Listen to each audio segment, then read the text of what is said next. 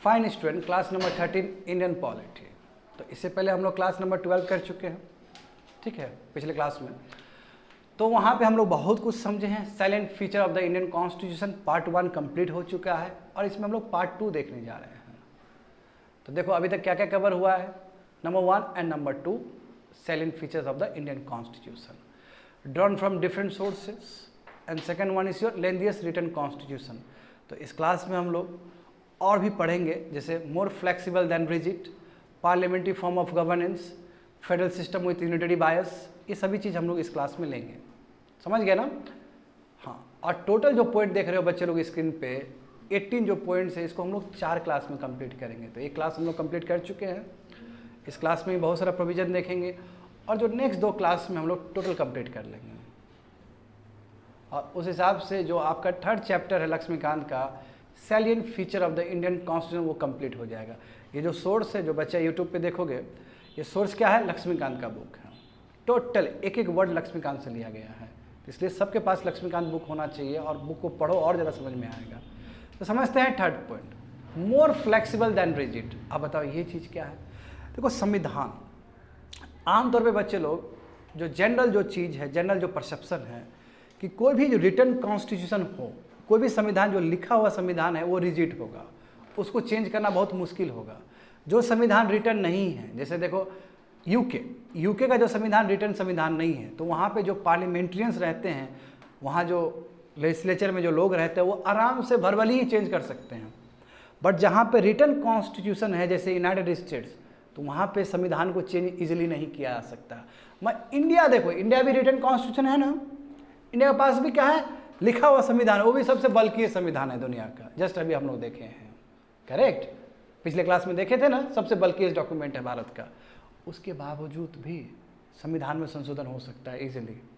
ये बड़ी बात है ना कि रिजिड कॉन्स्टिट्यूशन भी है, बल्कि कॉन्स्टिट्यूशन भी है, संविधान में संशोधन भी हो सकता है, अमेंडमेंट भी हो सकता है, उसके लिए पार्लियामेंट को पावर दे दिया गया है।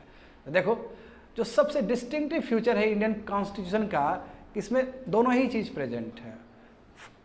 एक तो रिटन कॉन्स्टिट्यूशन है तो रिजिड होगा ही होगा, but at the same time flexibility भी है इसके अंदर कि आप चेंज कर सकते हो भारत के संविधान को। आमतौर पे वही जो बोले हैं बच्चे लोग, लिखा गया है कि आमतौर पे रिजिड जो कॉन्स्टिट्यूशन होता है उसमें आपको स्पेशल प्रोसीजर चाहिए होता है, स्पेशल तरीका चाहिए होता है, स्पेशल अरेंजमेंट चाहिए होता है संविधान को संशोधन करने का, जैसे कि अमेरिकन कॉन्स्टिट्यूशन में देख सकते हो। इंडिया रिटन कॉन्स्टिट्यूशन होने के बावजूद भी उसमें फ्लेक्सिबिलिटी प्रेजेंट है कि ताकि हम भारत के संविधान जो संवैधानिक प्रोविजन है उसको हम संशोधन कर सके, उसमें अमेंडमेंट कर सके। 3rd नंबर देखोगे बच्चे लोग, very very important point, flexible constitution, यानी कि रिजिड कॉन्स्टिट्यूशन समझ गए? रिजिड कॉन्स्टिट्यूशन मतलब है कि जहाँ पे स्पेशल प्रोसीजर चाहिए, स्पेशल तौर तरीका चाहिए अमेंड करने का संविधान को। जबकि फ्लेक्सिबल कॉन्स्टिट्यूशन का मतलब ये होता है कि अब आराम से, जैसे आप लॉ बना रहे हो पार्लियामेंट में, उसी तरह आप संविधान को भी संशोधन कर सकते हो। ये ब्रिटिश पार्लियामेंट में प्रेजेंट है, ये ब्रिटिश कॉन्स्टिट्यूशन में प्रेजेंट है। तो देखो अमेरिकन कॉन्स्टिट्यूशन बहुत रिजिड कॉन्स्टिट्यूशन और ब्रिटिश जो कॉन्स्टिट्यूशन है वो बहुत ही फ्लेक्सिबल कॉन्स्टिट्यूशन है। अब भारत का जो कॉन्स्टिट्यूशन है ये दोनों बीच में लाई करेगा। इधर देखना है स्टूडेंट सबको, भारत का जो संविधान है ये 2 संविधान के बीच में लाई करेगा, ना ही बहुत ज़्यादा रिजिड है अब ना ही बहुत ज़्यादा फ्लेक्सिबल है। फ्लेक्सिबिलिटी तो प्रेजेंट है, संशोधन करने का फ्लेक्सिबिलिटी तो प्रेजेंट है। जीएसटी लाए कि नहीं लाए रिसेंट टाइम में? अभी ह्यूमन रिजर्वेशन बिल पास हुआ, एक्ट पास हुआ कि नहीं हुआ? वो भी संवैधानिक संशोधन ही तो था तुम्हारा। हाँ, 106 कॉन्स्टिट्यूशन अमेंडमेंट एक्ट हुआ है, अभी जस्ट कुछ दिन पहले हुआ है, कुछ महीना पहले हुआ है। तो अच्छा, ये फ्लेक्सिबिलिटी था तभी तो हुआ। यहाँ देखो इंडियन कॉन्स्टिट्यूशन, इसलिए हम कह सकते हैं कि भारत का जो संविधान है ना ही रिजिड है ना ही फ्लेक्सिबल है, दोनों का मिक्सचर है, दोनों ही चीज़ उसके अंदर प्रेजेंट है। एग्जाम्पल देखो, कुछ प्रोविजंस ऐसा है संविधान का जिसमें फेडरल इश्यूज इन्वॉल्व हो, फेडरल इश्यूज़ का मतलब क्या कि स्टेट का भी इश्यूज इन्वॉल्व हो, तो वहाँ पे आपको स्पेशल मेजोरिटी चाहिए होगा। तो बहुत तरह का स्पेशल मेजोरिटी होता है विद्यार्थी लोग। स्पेशल मेजोरिटी यानी कि 2/3 ऑफ द लोकसभा राज्यसभा, और स्पेशल मेजोरिटी अलग अलग टाइप के होते हैं। एक में क्या है कि लोकसभा राज्यसभा का ही 2/3 चाहिए अप्रूवल, और एक स्पेशल मेजोरिटी ये भी होता है कि जहाँ पे स्टेट का भी चाहिए आपको रेटिफिकेशन। तो तो देखो यदि हम लोग तुम्हारा मेजोरिटी का भी बात कर रहे हैं, यानी कि स्पेशल मेजोरिटी का भी बात कर रहे हैं, तो स्टेट कितने स्टेट है हमारे कंट्री में? 28 स्टेट्स हैं, तो वहाँ का भी 50% का ही बात कर रहे हैं हम लोग, और वहाँ 50% वो भी सिंपल मेजोरिटीज से, तो ये तो बहुत फ्लेक्सिबल है। यानी कि जो हमारे कंट्री में जो रिजिड जो प्रक्रिया है स्पेशल मेजोरिटी का, तो लोकसभा करेगा, राज्यसभा करेगा, और स्टेट का भी जो सहमति चाहिए तो 50% स्टेट का ही सहमति चाहिए, और भी 50% स्टेट के अंदर सिंपल मेजोरिटीज चाहिए। तो इससे ज़्यादा फ्लेक्सिबल क्या हो सकता है? जीएसटी उसका एक रिजल्ट है। अमेरिका में ऐसा नहीं है। अमेरिका में यदि आपको संशोधन करना है तो उसके लिए आपको 3/4 स्टेट्स का रेटिफिकेशन चाहिए। 50 कंट्री है ना वहाँ पे, और सॉरी 50 स्टेट है ना यूएसए के अंदर, तो 3/4 चाहिए आपको, तो ज़्यादा हो गया। हमारा बताओ 50%, 28 स्टेट है, तो 50% का मतलब क्या होगा? 14 + 1 कर दो, 15 स्टेट्स, तो 15 स्टेट में सिंपल मेजोरिटी से हो सकता है, और उसको हम कहेंगे कि स्पेशल मेजोरिटी से पास हुआ है, अमेंडमेंट हुआ है, ज़्यादा फ्लेक्सिबिलिटी है। सम प्रोविजन ऑफ द कॉन्स्टिट्यूशन में भी अमेंडेड बाय स्पेशल मेजोरिटी। वही बोला कि बहुत सारे स्पेशल मेजोरिटी ऐसे भी होते हैं जहाँ पे लोकसभा और राज्यसभा का ही इन्वॉल्वमेंट है, स्टेट का इन्वॉल्वमेंट नहीं है, जहाँ पे फेडरल इशूज़ इन्वॉल्व ना हो। तो कहने का मतलब क्या कि फ्लेक्सिबिलिटी है भारत के संविधान में। और आने वाले समय में इससे रिलेटेड स्पेशल चैप्टर पढ़ने जा रहे हो कि मेजोरिटी किस, स्पेशल मेजोरिटी का मतलब क्या होता है, कितने टाइप के होते हैं, सभी चीज़। यहाँ पे देखोगे विद्यार्थी लोग, parliament has given power to alter or modify many of the provision of the constitution. देखो कहीं तो ऐसा भी, आर्टिकल 3 उठा के देख लो तुम लोग, आर्टिकल 2 उठा के देख लो, आर्टिकल 4 उठा के देख लो, उसमें क्या है कि बहुत सारा चीज़ आप बदल भी सकते हो। जैसे एग्जाम्पल देखो, आर्टिकल 2 में क्या लिखा गया है, जो सेकेंड चैम्बर है वही विधानसभा और विधान परिषद, जो विधान परिषद उसको आप बना भी सकते हो और आप ख़त्म भी कर सकते हो, और उसके लिए कॉन्स्टिट्यूशनल अमेंडमेंट एक्ट नहीं माना जाएगा इसको। तो एग्जाम्पल देखो यहाँ पे, उसी तरह देखो आर्टिकल 4 में भी दिया गया ना, वही आर्टिकल 4 में आप स्टेट का बाउंड्री भी चेंज कर सकते हो, स्टेट का नाम भी चेंज कर सकते हो, है ना। एक स्टेट के अंदर दूसरे स्टेट भी बना सकते हो।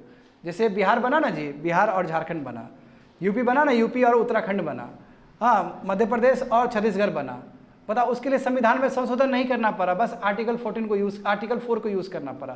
तो आर्टिकल 4 को यूज़ करने का जो तरीका है सिंपल लेजिस्लेशन के रूप में हो, जैसे एक लेजिस्लेशन बनता है ना, उसी तरह वो बना सकते हो। तो देखो ये भी तो बहुत बड़ा फ्लेक्सिबिलिटी है कि संविधान में ये भी संशोधन है, इसको भले ही कॉन्स्टिट्यूशनल अमेंडमेंट एक्ट नहीं माना जा रहा हो, मगर आप प्रोविजन को चेंज कर सकते हो सिंपल तरीके से। देखो वही लिखा गया है कि parliament has given power to alter or modify many of the provisions of the constitution by a simple majority. देखो सिंपल मेजोरिटीज से 545 मेंबर्स, अब 543 एक्टिव है, 540 मेंबर्स का हाफ करो तो हाफ मेंबर ही डिसाइड कर सकते हैं। कितना सिंपल, यानी कि जैसे जनरल लेजिस्लेशन बनता है उसी तरह ये जनरल लेजिस्लेशन से ही काम हो सकता है। देखो बट जो इस तरीके से बनेगा, जनरल लेजिस्लेशन के प्रोसीजर से बनेगा, तो उसको कॉन्स्टिट्यूशनल अमेंडमेंट नहीं कर सकते हो तुम। shall not be deemed to be the amendment to the constitution under article 368, क्योंकि आर्टिकल 368 ये प्योर आर्टिकल है जिसको यूज़ करके आप संविधान में संशोधन कर सकते हो। जब संविधान में जब संशोधन करना होगा तो स्पेशल मेजोरिटी वाला बात आ जाएगा, बट जब बात होगा कि सिंपल लेजिस्लेशन, तो वो क्या है, तुम्हारा सिंपल मेजोरिटी है वो बात, समझे। यदि आर्टिकल 4 का यूज़ कर रहे हो तो दैट डजंट मीन कि संविधान में संशोधन कर रहे हो, मगर संविधान का बहुत सारे प्रोविजन को तो चेंज कर ही सकते हो। आया समझ में। तो आपको स्टेट का नाम बदलना है, बाउंड्री बदलना है, एक स्टेट से दूसरे स्टेट को सेपरेट करना है, बनाना है, तब आराम से आर्टिकल 4 को यूज़ कर सकते हो। और वो तरीका क्या होगा, एकदम जनरल लेजिस्लेशन का जो तरीका होगा। यदि आप विधान परिषद को बनाना है या विधान परिषद को ख़त्म करना है तो वो भी आप आर्टिकल 169 का यूज़ कर सकते हो। और इसका भी जो तौर तरीका क्या है, जनरल लेजिस्लेशन की तरह है। मगर ये जब आप आर्टिकल 4 को यूज़ कर रहे हो, जब आर्टिकल 169 को यूज़ कर रहे हो, तो इसका मतलब ये नहीं कि आप संविधान में संशोधन कर रहे हो, मगर संविधान का बहुत सारा प्रोविजन चेंज तो कर रहे हो। क्योंकि संविधान में, बच्चे लोग मैं बार बार बोल रहा हूँ एक ही स्टेटमेंट का, समझो बात, आर्टिकल 368 यूज़ करोगे तभी संविधान में संशोधन कहलाएगा। बाकी यदि आर्टिकल यूज़ कर रहे हो, आर्टिकल 4 यूज़ कर रहे हो, आर्टिकल 169 यूज़ कर रहे हो, तो भले ही संविधान के बहुत सारा प्रोविजन में चेंजेस नज़र आएगा, मगर दैट डजंट मीन कि भारत के संविधान में संशोधन हुआ है। क्योंकि भारत के संविधान में संशोधन करना है तो you have to use article 368, जो कि बाद में तुम लोग ग्रेट डिटेल में पढ़ने जा रहे हो आने वाले समय में। Yet another evidence of flexibility is the power given by the constitution. देखो पूरा संविधान ने पावर दे दिया ना पार्लियामेंट को कि पार्लियामेंट अपना लॉ लेके संविधान को बदल सकता है, चाहे वो स्पेशल मेजोरिटी से बदले, चाहे वो तुम्हारा दूसरे टाइप का स्पेशल मेजोरिटी से बदले, जहाँ पे स्टेट का भी रेटिफिकेशन जरूरी हो, simple by half with simple majority. Though the makers of the constitution aimed at exhaustiveness, they realized that it was not possible to anticipate। देखो हमारे इसलिए कहते हैं कि जो हमारे कॉन्स्टिट्यूशन फेमर है वो बहुत कुछ जानते थे, उनको पता था कि बहुत सारा विषय आने वाले समय में आएगा, एक्सीजेंसी, हाँ मतलब कुछ भी आ सकता है फ्यूचर में, तो किसने क्या देखा है फ्यूचर। तो इसलिए उन्होंने पार्लियामेंट को पूरा अधिकार दे दिया कि आपको पूरा पावर है, कोई भी अनफोर्सिन सिचुएशन आ जाए, कोई भी इमरजेंसी सिचुएशन आ जाए, तो पार्लियामेंट के पास ये पावर होना चाहिए कि वो संविधान में संशोधन कर सके, इसलिए पावर दे दिया गया संविधान पार्लियामेंट को। जैसे मॉब लिंचिंग, देखो मॉब लिंचिंग हो रहा है रिसेंट टाइम में, तो संविधान के पास पूरा पार्लियामेंट के पास पूरा पावर है कि वो बना सकता है। देखो एक नॉर्थ ईस्ट स्टेट ने बनाया था ना, नॉर्थ ईस्ट स्टेट मणिपुर ने मॉब लिंचिंग के ऊपर बनाया भी है। मॉब लिंचिंग मतलब क्या है, दंगा हुआ, लोग मिल के मार दिए किसी को, डेट्स मॉब लिंचिंग, तो उसके लिए लॉ बना भी है। तो ये क्या है कि कभी भी कुछ भी हो सकता है, उसके लिए पार्लियामेंट को अधिकार दे दिया गया कि पार्लियामेंट बना सकता है इस तरह का लॉ सब, ताकि फ्यूचर सिचुएशन को डील कर सके वो। दस द कॉन्स्टिट्यूशन, इसलिए हम कह सकते हैं कि जो भारत का जो संविधान है पूरा पार्लियामेंट को पावर दे दिया गया है कि आप अपने लेजिस्लेशन से संविधान में चेंजेस भी ला सकते हो। एक बेस्ट एग्जाम्पल देखो नंबर 12 में बताया गया है कि सिटीजनशिप, जो नागरिकता वाला जो बात है, वो आर्टिकल 5 से लेके 8 तक दिया गया है, संविधान में ही दिया गया है। आर्टिकल 5 से लेके आर्टिकल 8 तक देखोगे, जो कि स्पेशल चैप्टर पढ़ने वाले हो पॉलिटी में भी सिटीजनशिप, तो आर्टिकल 5 से लेके आर्टिकल 8 तक पूरा सिटीजनशिप के बारे में बताया गया। But at the same time parliament को ये अधिकार भी दिया गया कि आप सिटीजनशिप को लेके दूसरा लॉ भी ला सकते हो। तो देखो फलस्वरूप पार्लियामेंट ने लॉ भी लाया 1955 में, सिटीजनशिप का क्या क्राइटेरिया होना चाहिए। और अभी देखो अभी मोदी जी लाए कि नहीं लाए, रिसेंट टाइम में सिटीजनशिप का एक्ट लाइन, इसी को अमेंड करके लाए हैं। तो एट द सेम टाइम देखो सेम प्रोविजन कॉन्स्टिट्यूशन में भी हो सकता है, eight the same time future में उससे संबंधित कोई और भी विषय आए तो वो भी पार्लियामेंट को अधिकार है। बात समझे। यहां पे देखो आर्टिकल 17 खुद देख लो। आर्टिकल 17 क्या है कि अनटचेबिलिटी पूरा रिमूव करना, छुआछूत नहीं होना चाहिए इस देश में। और उसके लिए देखो पार्लियामेंट ने क्या किया, protection of civil rights act 1955 भी बना दिया, SC/ST एक्ट जो है तुम्हारा। तो यानी कि संविधान में लिख भी दिया गया आर्टिकल 17, और उसके फलस्वरूप पार्लियामेंट ने लॉ भी ले आया। तो दोनों का है ना यहाँ पे रोल। तो ये एम्पावर करने का अधिकार भी तो संविधान ही को है।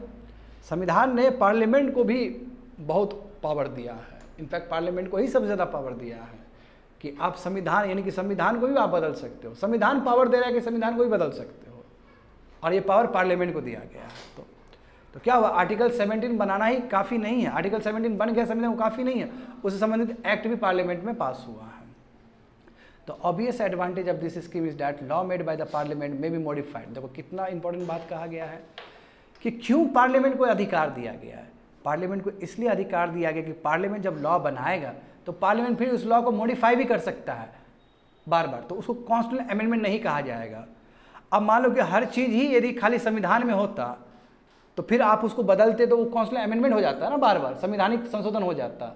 मत क्या है कि पार्लियामेंट के पास ये फ्लेक्सिबिलिटी है कि वो कोई भी लॉ लाए और आने वाले समय में वो उस लॉ में और मॉडिफाई करके वो एस्पिरेशन को पूरा कर सकता है, अपने ऑब्जेक्टिव को पूरा कर सकता है। तो इसलिए वहाँ पे लिखा गया है कि जो ऑब्वियस रीज़न है, ऑब्वियस एडवांटेज इस स्कीम का, जो पार्लियामेंट को मौका दिया जाता है, पार्लियामेंट को पावर दिया जाता है, इसलिए कि वो पार्लियामेंट क्या करे, एक्सीजेंसी सिचुएशन को देखते हुए, एमरजेंसी सिचुएशन को देखते हुए अपने लॉ में भी संशोधन करे, अपने पार्लियामेंट्री लॉ में भी वो चेंज करे।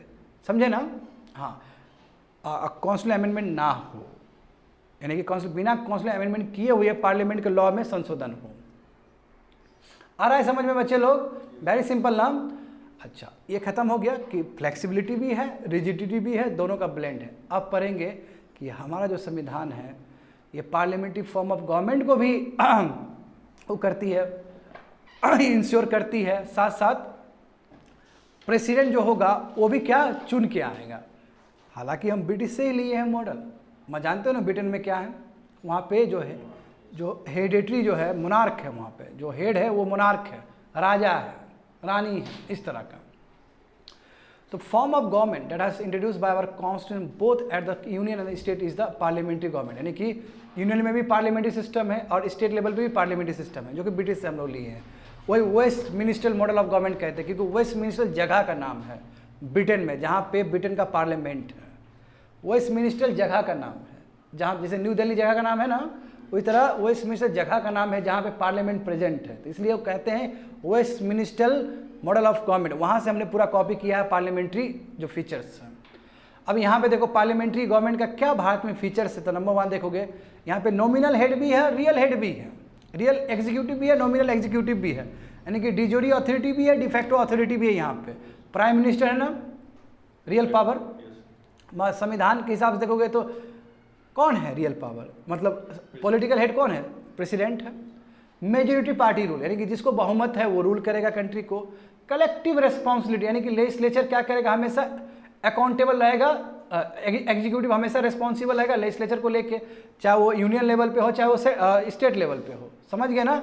हाँ, membership of the minister in the legislature, यानी कि लेजिस्लेचर कितना बढ़िया है, देखो कितना कोऑर्डिनेशन है, यानी कि लेजिस्लेचर का ही मेंबर एग्जीक्यूटिव का ही मेंबर होगा। जबकि तुम वहाँ अमेरिका में देखो, यूनाइटेड स्टेट्स में क्या देखोगे कि प्रॉपर सेपरेशन है पावर का, लेजिस्लेचर अलग है, जुडिशरी अलग है, समझे ना, और एग्जीक्यूटिव अलग है वहाँ पे। मैं इंडिया में ऐसा नहीं है, इंडिया में क्या है कि लेजिस्लेचर का ही आदमी एग्जीक्यूटिव का भी काम कर रहा है। मोदी जी लोकसभा के मेंबर है ना, at the same time Modi ji सरकार में भी है, वो एग्जीक्यूटिव भी है। तो इंडिया में क्या है कि दोनों का बहुत अच्छा ब्लेंड है, एग्जीक्यूटिव और लेजिस्लेचर का।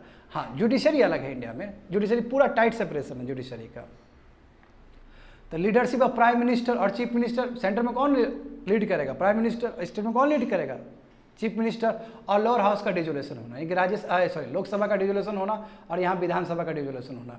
मैं जो राज्यसभा है वो तो कंटिन्यू हाउस होगा। ये सब फीचर तुमको इंडिया के पार्लियामेंट्री डेमोक्रेसी में दिखता है।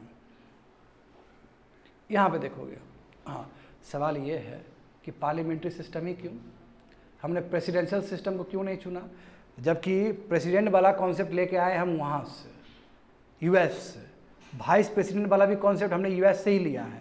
तो हमने प्रेसिडेंशियल सिस्टम क्यों नहीं चुना, हमने पार्लियामेंट्री सिस्टम क्यों चुना है, उसका रीज़न, एक रीज़न क्या है कि हम पार्लियामेंट्री सिस्टम से ज़्यादा फैमिलियर थे। ब्रिटिश गवर्नमेंट ने क्या किया, पार्लियामेंट्री सिस्टम ही चलाया, जो यूके में प्रेजेंट था वही यहाँ पे भी चलाया है, तो उससे हम ज़्यादा फैमिलियर थे, समझे, उससे ज़्यादा फैमिलियर थे। नोट्स देखते जाओगे बच्चे लोग। जो मेन रीज़न क्या है कि the choice of the parliamentary system of the government was that people had a long experience, लोगों को एक्सपीरियंस था कि government of India act 1919, government of India act 1935, experience था हमें। दूसरा रीज़न क्या है कि यहाँ पे तुमको पार्लियामेंट्री सिस्टम में तुमको कॉपरेशन नज़र आएगा, वही लेजिस्लेटिव और एग्जीक्यूटिव ऑर्गन्स का। मगर जो प्रेसिडेंशियल में क्या है कि तीनों ही क्या है, सेपरेट है, समझ गए ना। और इस चीज़ से हम बहुत पहले से ही फैमिलियर हैं। हमारे संविधान के जो निर्माता है, फ्रेमर्स है, उन्होंने रिजेक्ट कर दिया प्रेसिडेंशियल सिस्टम ऑफ गवर्नमेंट को, जो कि अमेरिका का है, क्योंकि वहाँ पे proper doctrine of separation of power है, वहाँ पे लेजिस्लेटिव, एग्जीक्यूटिव, जुडिशरी सब अलग है।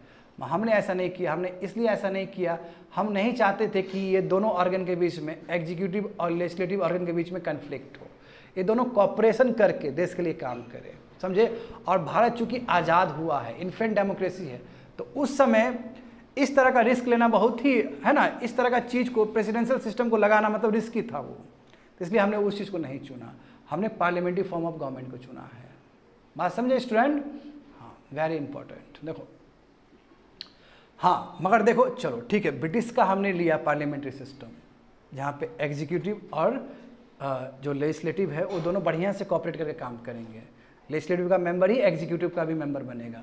मगर भारत ने अपने आप को रिपब्लिक घोषित किया, ये प्रियम्बल में भी लिखा गया ना, ये ऑब्जेक्टिव रेजोल्यूशन में भी लिखा गया है पंडित नेहरू का। कहने का मतलब क्या है कि देखो, भले ही पार्लियामेंट्री सिस्टम होगा, यूके से लिए, यूके में जानते हो कि मोनार्क हेड है, हमारा हेड मोनार्क नहीं होगा, हमारा जो हेड होगा वो प्रेसिडेंट होगा, और वो भी प्रेसिडेंट चुना जाएगा, कोई भी प्रेसिडेंट बन सकता है। अभी द्रौपदी मुर्मू बनी है ना, वो भी आती है कहाँ से, एसटी समाज से आती है, तो ये तो बहुत ग्रेट एग्जाम्पल है। इनफैक्ट देखो, हमने देखो ये कितना अच्छा लगे, we follow the Irish president, president का जो तौर तरीका है हमने आयरलैंड से लिया है, but our constitution is not exact, नहीं, मगर हमारा एग्जैक्ट नहीं है, प्रेसिडेंट वाला चीज़ तो हमने लिया है आयरलैंड से, एग्जैक्ट नहीं है, क्योंकि देखो एग्जिट किस लिए नहीं है, 7 नंबर में देखो बताया गया कि वहाँ पे देखो बच्चे लोग, बहुत इंपॉर्टेंट बात यहाँ पे लिखा गया है, आयरलैंड में जो प्रेसिडेंट है, अच्छा मैंने गलती से तुम लोग को बता दिया होगा कि प्रेसिडेंट का जो पोस्ट हमने यूएस से लिया है, माय मिस्टेक, वाइस प्रेसिडेंट का पोस्ट हमने यूएस से लिया है, प्रेसिडेंट का जो तौर तरीका हमने आयरलैंड से लिया है, तो मैं माफ़ी चाहूँगा इस बात को लेकर। तो आयरलैंड से हमने प्रेसिडेंट का पद लिया है, मगर आयरलैंड का जो प्रेसिडेंट है वो उसके पास और भी पावर है, मगर इंडिया का जो प्रेसिडेंट है उसके पास वो पावर नहीं है। एग्जाम्पल समझो, आयरलैंड के संविधान में प्रेसिडेंट क्या कर सकता है, प्रेसिडेंट को जो भी काम करना है वो भी एड और advice of council of minister से काम कर सकता है, but at the same time वो डिस्क्रिशनरी पावर को भी इंजॉय कर सकता है, वो डिस्क्रिशनरी डिसीजन भी ले सकता है। मगर इंडिया में ऐसा नहीं है। इंडिया में प्रेसिडेंट अपने मन से काम नहीं कर सकता है, अपने मन से काम नहीं कर सकता है इंडिया में, यानी कि कॉन्स्टिट्यूशनल डिस्क्रिशन प्रेजेंट नहीं है भारत में प्रेसिडेंट के लिए। आयरलैंड में कॉन्स्टिट्यूशनल डिस्क्रिशन प्रेजेंट है, यानी कि संविधान में, वहाँ के संविधान में ये प्रोविजन है कि प्रेसिडेंट को काम तो करना ही है काउंसिल ऑफ मिनिस्टर्स के एड और एडवाइस से, एट द सेम टाइम वो अपना डिस्क्रिशनरी पावर को भी यूज़ कर सकता है डिसीजन लेने में, बट इंडिया में ऐसा नहीं है। That is the difference, big difference है ये बच्चे लोग। भले ही आयरलैंड से हमने प्रेसिडेंट का कॉन्सेप्ट लिया हो, मगर टोटल तो नहीं उठाया हमने, वहाँ जो कॉन्स्टिट्यूशनल डिस्क्रिशन है वो हमने नहीं लिया है, उस चीज़ को हमने छोड़ दिया है, समझे। तो देखो यहाँ पे, but in India there is no provision authorising president to act his discretion. देखो इंडिया में नहीं है डिस्क्रिशनरी पावर, और ये चीज़ देखो 42nd अमेंडमेंट करके इंदिरा गांधी ने और इस बात को सुनिश्चित कर दिया कि जो प्रेसिडेंट है वो अपना मनमानी नहीं कर सकता, प्रेसिडेंट को एड और एडवाइस के हिसाब से चलना पड़ेगा, काउंसिल ऑफ मिनिस्टर के एड और एडवाइस चलना होगा। जब मोरारजी देसाई का सरकार आया, 44th मोरारजी देसाई का सरकार आया ना 1978 में, तो मोरारजी देसाई का सरकार ने भी इस बात को सुनिश्चित किया कि पहले वाला चीज़ तो कंटिन्यू रहेगा जो 42nd अमेंडमेंट किया गया था, बस एक बार प्रेसिडेंट को और पावर दे दिया गया कि काउंसिल ऑफ मिनिस्टर को बिल फिर से रिफर कर सकते हैं, रिकंसिडरेशन के लिए भेज सकते हैं, तो एक स्पेशल पावर दे दिया गया प्रेसिडेंट को। बट 42nd जो अमेंडमेंट हुआ कि एड और एडवाइस के हिसाब से काम करना चाहिए, वो अमेंडमेंट तो इन्होंने हटाया नहीं है, वो अमेंडमेंट अभी भी स्टिल वैलिड है। इसलिए प्रेसिडेंट जो है उसको एड और एडवाइस के हिसाब से चलना पड़ेगा, काउंसिल ऑफ मिनिस्टर का अपने हिसाब से नहीं चल सकता है। और ये जो फीचर है आयरलैंड के संविधान से ठीक अलग है, समझ गए। Even though the Indian parliamentary system, भले ही हमारा भारत का जो पार्लियामेंट्री सिस्टम है वो ब्रिटिश से लिया गया है, मगर दो अंतर है। क्या अंतर है वो कि इंडिया का जो पार्लियामेंट है वो सॉवरेन बॉडी नहीं है, सर्वोपरि बॉडी नहीं है जी हमारा भारत का, समझे, सर्वोपरि नहीं है, क्योंकि यहाँ पे जुडिशरी सुप्रीमेसी भी तो दिखेगा तुमको, परफेक्ट बैलेंस। ब्रिटिश का जो पार्लियामेंट है वो बच्चे लोग इतना पावरफुल है, बहुत पावरफुल है, वो कुछ भी कर सकता है। इंडिया का पार्लियामेंट सब कुछ नहीं कर सकता। यदि इंडिया का पार्लियामेंट बहुत कुछ करेगा तो फिर जुडिशरी यहाँ पे हावी पड़ जाएगा, फिर जुडिशरी आ जाएगा इस डोमेन में। तो इसलिए वहाँ पे लिखा गया है कि भले ही हमने पार्लियामेंट्री सिस्टम, भले ही हमने यूके से लिया हो, मगर इंडिया का जो पार्लियामेंट है वो सॉवरेन बॉडी नहीं है, जैसे कि ब्रिटिश पार्लियामेंट है। और Indian state has a elected, but हमारा जो भारत का जो मुखिया होगा, जो सबसे हेड होगा, जो कॉन्स्टिट्यूशनल हेड होगा, जो पॉलिटिकल हेड होगा, वो कौन होगा, प्रेसिडेंट होगा, वो भी चुन के जाएगा। तो आर्टिकल 51, अच्छा आर्टिकल मैं भूल रहा हूँ, ऐसे कुछ आर्टिकल हैं, तो यहाँ चुन के जाएगा, प्रेसिडेंट भी चुन के जाएगा, समझ गए ना। हाँ, मोनार्की नहीं होगा वहाँ की तरह, समझ गए। तो अब नया चीज़ पढ़ेंगे, फेडरल सिस्टम विथ यूनिटरी बायस। तो यहाँ समझ सकते हो, ये मैं पहले भी बता चुका हूँ बच्चे लोग को कि यूनिट यानी कि सेंटर को बहुत ज़्यादा पावर है, eight the same time state भी फल फूल सकता है, स्टेट भी अपना काम कर ही रहा है, वहाँ विधानसभा है, करेक्ट, वहाँ पे सीएम है, वहाँ पे काउंसिल ऑफ मिनिस्टर है, वहाँ भी पोर्टफोलियो है। तो देखो ये सबसे रिमार्केबल फीचर है कि कंट्री हमारा कैसा है। और ये कहाँ से लिए हम लोग कॉन्सेप्ट, कनाडा से लिए ना, कनाडा से, strong centre with federation, federation with strong centre, resident power parliament. देखो यहाँ पे फेडरल सिस्टम है, बट यूनिटरी गवर्नमेंट का स्ट्रेंथन है वो ज़्यादा है, यूनिटरी बायस है उसके अंदर। दो normally the system of India is federal, ऐसे नॉर्मली तो देखो नॉर्मल सिचुएशन में क्या है कि यहाँ पे नीतीश कुमार रूल कर रहे हैं, वहाँ पे मोदी जी रूल कर रहे हैं नॉर्मल सिचुएशन में।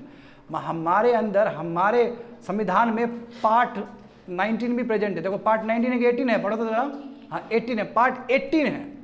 अब पार्ट 18 में पूरी तरीके से इमरजेंसी प्रोविजन बताया गया कि इमरजेंसी के टाइम में सेंटर सबसे पावरफुल हो जाएगा, स्टेट का जो अधिकार है वो सब खत्म हो जाएगा। तो बड़ी बात है ना कि कहाँ नॉर्मल यानी कि नॉर्मल टाइम में हमारा कंट्री क्या रहेगा, फेडरेशन एंजॉय करेगा, फेडरल कंट्री रहेगा, फेडरल टाइप का पावर इंजॉय करेगा। बट इमरजेंसी के टाइम में क्या होगा, यूनिटरी बन जाएगा ये। तो अब हमारे पास बहुत सारे ऐसे फीचर्स है, जैसे देखो 2 गवर्नमेंट, सेंट्रल गवर्नमेंट और तुम्हारा स्टेट गवर्नमेंट, पावर डिवीजन है ना जी, ऊपर में पावर है नीचे भी पावर है, यानी कि वहाँ का, यहाँ विधानसभा है वहाँ लोकसभा है ना, विधानसभा है लोकसभा है, तो डिवीजन ऑफ पावर भी है। रिटन कॉन्स्टिट्यूशन है हमारा, दोनों के लिए सेम, दोनों स्टेट गवर्नमेंट भी और सेंट्रल गवर्नमेंट दोनों पावर कहाँ से डिराइव कर रही है, संविधान से। रिजिडिटी ऑफ द कॉन्स्टिट्यूशन भी है, क्योंकि संविधान इतना आसानी से भी आप नहीं कर सकते हो, चेंज नहीं कर सकते हो, ठीक है। इंडिपेंडेंट जुडिशरी सिस्टम भी है, दोनों हाउस भी है, ठीक है। तो ये सब चीज़ बताता कि यस इस कंट्री में फेडरेशन भी है, फेडरलिज्म वाला प्रिंसिपल्स भी है। तो ऐसा नहीं कि यूनिटरी ही कंट्री है। यूपीएससी में पूछा जाता है एमसीक्यू में कि ऐसा क्या क्या पॉइंट्स है जिसके वजह से हम कह सकते हैं कि इंडिया फेडरल कंट्री है, इंडिया में फेडरलिज्म एक्सेप्ट किया गया है या इंडिया में फेडरलिज्म स्वीकार किया जाता है, ऐसा कौन सा पॉइंट है, यानी कि इंडिया फेडरल की तरह काम करता है, फेडरलिज्म को लेके काम करता है, ऐसा क्या क्या प्रोविजंस है। तो तुमको याद होना चाहिए 2 गवर्नमेंट सिस्टम है, यहाँ पे पावर का डिविजन्स है, रिटर्न कॉन्स्टिट्यूशन है, क्योंकि रिटर्न कॉन्स्टिट्यूशन मतलब कि दोनों पावर डिराइव करेगा वहीं से, चाहे सेंट्रल गवर्नमेंट हो चाहे यूनियन गवर्नमेंट हो। संविधान सुप्रीमेसी है यहाँ पे, संविधान में इतना आसानी तरीके से हम चेंज नहीं कर सकते हैं, हाँ फ्लेक्सिबल है, इतना आसान भी नहीं है स्टूडेंट। और इंडिपेंडेंट जुडिशरी सिस्टम है, और तुम्हारा बाइकम्युनिज्म है। बाइकम्युनिज्म का मतलब क्या, राज्यसभा है कि नहीं है ऊपर, हाँ राज्यसभा किसके एस्पिरेशन को पूरा करता है, स्टेट का। देखो हावेवर मगर इंडिया में ऐसा बहुत सारा प्रोविजन भी है जो कि साफ साफ चिल्ला के कहता है कि यूनिटरी, भारत यूनिटरी की तरफ भी है, नॉन फेडरल फीचर्स भी, जैसे देखो स्ट्रॉन्ग सेंटर, सिंगल संविधान, एट द सेम टाइम दोनों चीज़ को रिप्रेजेंट करता है, बात समझे ना। सिंगल कॉन्स्टिट्यूशन फेडरल प्रिंसिपल्स को भी वो करता है, एनहांस करता है, फेडरलिज्म को भी स्वीकार करता है, eight the same time unitary system को भी स्वीकार करता है। देखो सिंगल सिटीजनशिप, बताओ तुम देश के नागरिक हो, तुम इंडियन हो, अपने आप में ये तुम्हारा क्या है, नॉन फेडरल फीचर्स है।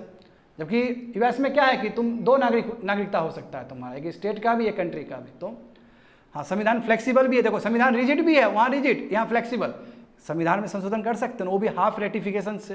तो क्या हो गया तुम्हारा, यूनिटरी हो गया, यूनिटरी फीचर्स हो गया। देखो उसी प्रोविजन को दूसरे तरीके से लिखा गया है, यहाँ पे इंटीग्रेटेड जुडिशरी सिस्टम है, जुडिशरी सिस्टम पूरा अप टू डाउन है ना, ऊपर अपेक्स कोर्ट है, फिर हाई कोर्ट है, फिर सबऑर्डिनेट कोर्ट है। तो ये एग्जाम्पल है कि नॉन फेडरल फीचर्स का। यहाँ बताओ गवर्नर, बताओ यहाँ पे जीत गया सब, यहाँ चीफ मिनिस्टर आ गया, वहाँ ऊपर से फिर गवर्नर आएगा, तो गवर्नर कौन भेजता है, सेंटर भेजता है ना। तो जाहिर सी बात है ये तुम्हारा क्या नॉन फेडरल स्ट्रक्चर्स है, समझे।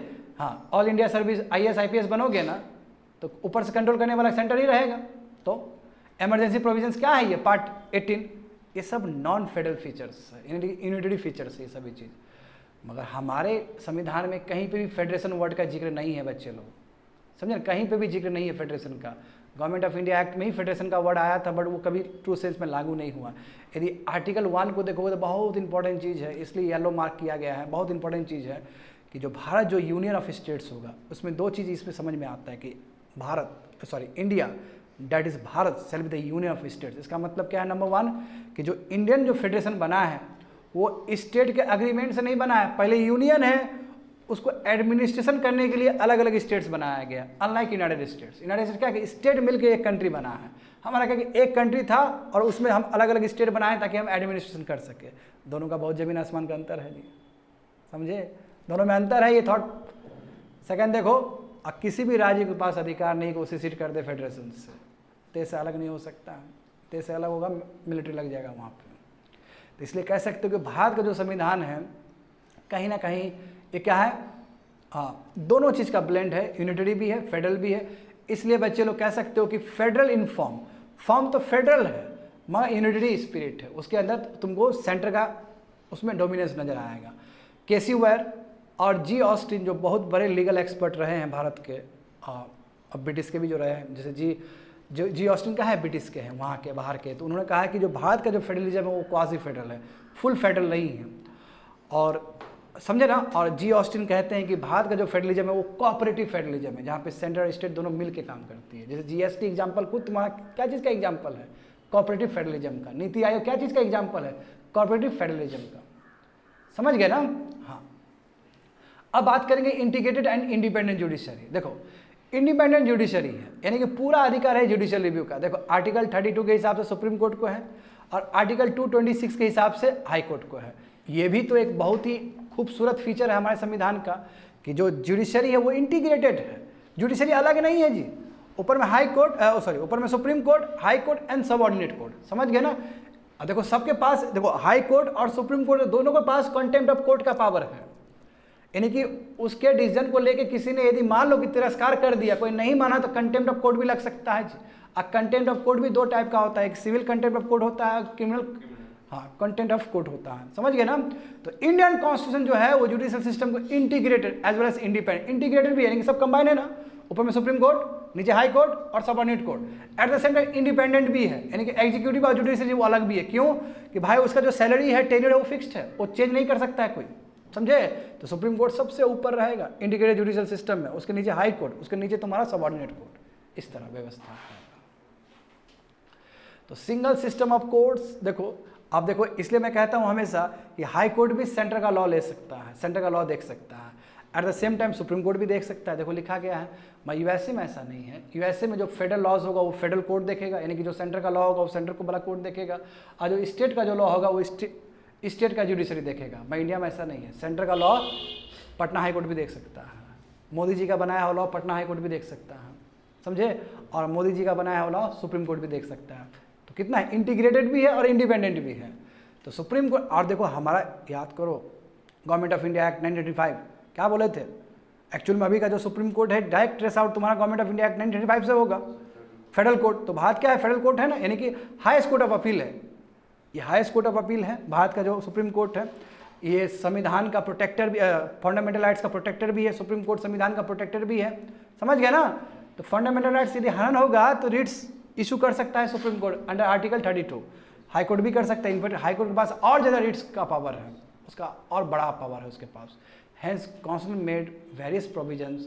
और देखो इंडिपेंडेंट कैसे हैं, अभी तो इंटीग्रेटेड समझ रहे थे, इंडिपेंडेंट कैसे है, क्योंकि जो जजेस का जो टेन्योर है वो क्या है, सिक्योर्ड है, फिक्स्ड सर्विस कंडीशन है, जज का जो सैलरी वो फिक्स्ड है, वो कॉन्सोलिडेटेड फंड ऑफ इंडिया से ही जाएगा।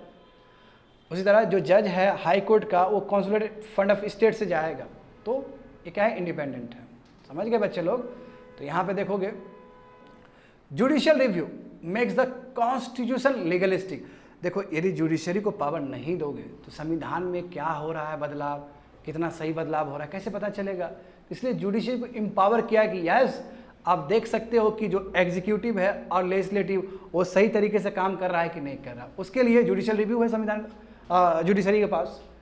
और ये कहीं, ये जुडिशियल रिव्यू कहीं संविधान में लिखा नहीं गया है ये वर्ड। आर्टिकल 32 को पढ़ने के बाद, आर्टिकल 226 को पढ़ने के बाद पता चलता है कि आर्टिकल 32 अलाउ करता है सुप्रीम कोर्ट को जुडिशियल रिव्यू एक्सरसाइज करने में। उसी तरह आर्टिकल 226 वही आर्टिकल जो कि रिट भी इशू करवाती है हाई कोर्ट को, उसके पास भी पावर है जुडिशियल रिव्यू करने का। तो कितना खास बात है देखो। तो हमारे जो फाउंडिंग फादर्स है, जो हमारे कॉन्स्टिट्यूशन मेकर है, उन्होंने क्या किया स्टूडेंट कि ये चीज़ डाला है कि जुडिशियल रिव्यू होना चाहिए। हालांकि वो शब्द को लिखा नहीं है, मतलब वही है। तो जुडिशियल पावर एक्सरसाइज कर सकता है हमारा कोर्ट से, समझ गए ना।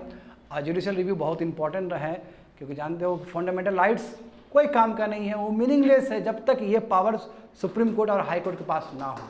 क्योंकि पता चला कि सुप्रीम कोर्ट के पास ये पावर ही नहीं है जुडिशियल रिव्यू का, तो फिर कैसे वो रिट इशू करेगा फंडामेंटल राइट्स को इन्फोर्स करने के लिए। और जानते हो कि यदि स्टेट पावर अपने आप लेके चले तो पूरी तरीके से फंडामेंटल राइट्स को क्रश कर सकता है। तो इसलिए जुडिशरी के पास ये आर्टिकल है जिसके अंतर्गत वो जुडिशियल रिव्यू वो कर सकता है, एक्सरसाइज कर सकता है। तो चाहे वो एग्जीक्यूटिव एक्शन हो चाहे लेजिस्लेटिव एक्शन, दोनों एक्शन के अगेंस्ट जुडिशियल रिव्यू हो सकता है, समझे ना।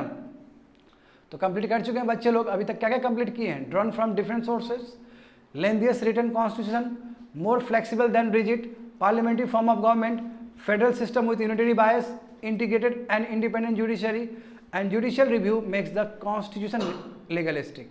ये 7 पॉइंट कवर हो चुका है 2 लेक्चर में, और आने वाले समय में 8 से लेकर 18 तक देखेंगे। That's it, completed.